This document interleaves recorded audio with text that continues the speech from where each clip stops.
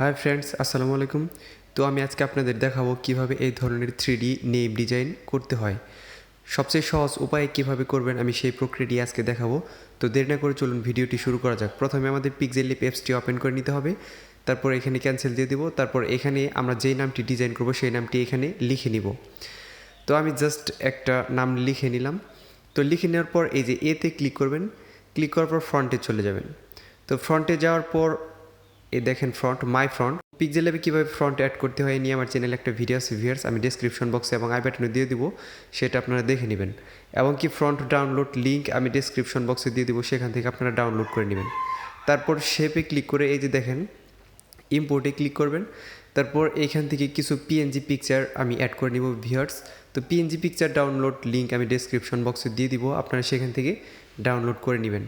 তো এইভাবে এটাকে আমি ক্রপ করে নিচ্ছি, কারণ মুভমেন্ট করতে সুবিধা হবে। এটাকে আমি একটু এভাবে টান দিয়ে লম্বা করে নিব, তারপর এটা পজিশন অনুযায়ী বসিয়ে দিব। তো ভিউয়ার্স, পরবর্তীতে আমরা আরেকটি পিএনজি অ্যাড করব। দেখেন কিভাবে পিএনজি অ্যাড করতে হয়। তো আবার এই ইম্পোর্টে ক্লিক করবেন। ক্লিক করার পর আবার পিএনজিতে চলে যাবেন ভিউয়ার্স। তো পিএনজিতে যাওয়ার পর আমরা একটা মনের মতো পিএনজি নিয়ে দেখাবো যে এটা নিব। তো এটা নেওয়ার পর এখানে বসিয়ে দেবো।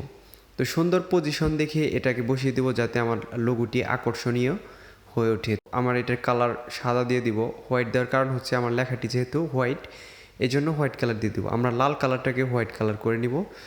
তো ভিউয়ার্স, আমি যেই পিএসডিটি ব্যবহার করব সেই পিএসডিটি ভিউয়ার্স যে কোনো ধরনের লেখাকে এলো আপনার কালো বা হোয়াইট কালার রেখে দেয়। এই জন্য কালার করার দরকার নেই, আপনি জাস্ট আপনার লোগোটিকে সুন্দর করে বানিয়ে নেবেন। কালার করার দরকার নেই, কারণ কালার করে এক্সট্রা সময় নষ্ট করার কোনো মানেই হয় না। তারপর এখানে ক্লিক করে ট্রান্সপারেন্টে ক্লিক করবেন।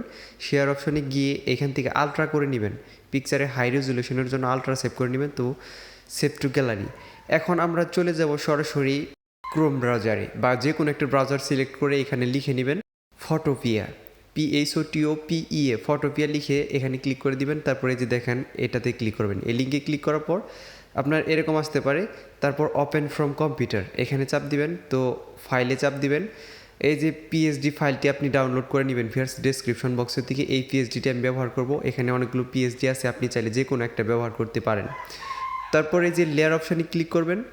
লেয়ার অপশানে ক্লিক করে এটাতে ক্লিক করে আবার লেয়ার অপশানে ক্লিক করবেন। এখন উপরে লেয়ার অপশানে ক্লিক করে স্মার্ট অবজেক্ট, এই যে এখানে ক্লিক করে ওপেন অ্যান্ড এডিট কন্টেন্টে ক্লিক করে দিবেন। তারপর ফাইলে ক্লিক করবেন। তারপর open and place, open and প্লেসে ক্লিক করার পর আমরা যেই নেমটি ডিজাইন করলাম আমরা সেই নেমটি এখন পিক্সেলল্যাব ফোল্ডার থেকে এখানে অ্যাড করে নিব। তো এই যে দেখেন আমি এই নামটি ডিজাইন করলাম, এটাকে আমি অ্যাড করে নিব। তো লোডিং হচ্ছে, লোডিং হওয়ার পর এরকমভাবে অ্যাড হয়ে যাবে। যেহেতু লেখাটি সাদার জন্য দেখা যাচ্ছে না ভিউয়ার্স, ভালোভাবে দেখবেন। কিংবা কালো লেখা করে নিতে পারেন আপনারা। এরকমভাবে ডটগুলোতে টান দিয়ে আপনি এই সাদা শেপটুকুর ভিতরে আপনার লেখাটি সুন্দর করে বড় করে বসিয়ে দিবেন, যাতে সাদা শেপের বাহিরে না যায়। তারপর লেয়ারে ক্লিক করে নিচের লেয়ারটিতে সিলেক্ট করবেন। সিলেক্ট করে এই যে ডিলিট অপশনে ক্লিক করে দিবেন। তো ডিলিট অপশনে ক্লিক করার পর আবার লেয়ারে ক্লিক করে দিবেন। এখন ফাইলে গিয়ে সেভ স্মার্ট অবজেক্ট, এই যে এখানে ক্লিক করবেন। তারপরে যে কর্নারের লোগোটা দেখতে পাচ্ছেন, এখানে একবার ক্লিক করে দিবেন, দেখবেন আপনার লেখাটি ডিজাইন হয়ে গেছে। তারপর আবার ফাইলে ক্লিক করবেন। ফাইলে ক্লিক করার পর এই যে এক্সপোর্ট এসে ক্লিক করার পর জেপিজিতে ক্লিক করবেন।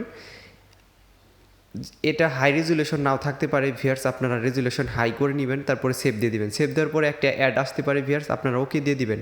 অ্যাড হওয়ার পরে আপনার ডিজাইনটি অটোমেটিকলি ডাউনলোড হয়ে যাবে ভিউয়ার্স। তো ভিউয়ার্স, ভিডিওটি ভালো লাগলে দয়া করে আমার চ্যানেলটি সাবস্ক্রাইব করবেন এবং পাশে থাকা বেল আইকনটি চালু করে দিবেন। ধন্যবাদ সবাইকে ভিডিওটি পুরোপুরিভাবে দেখার জন্য।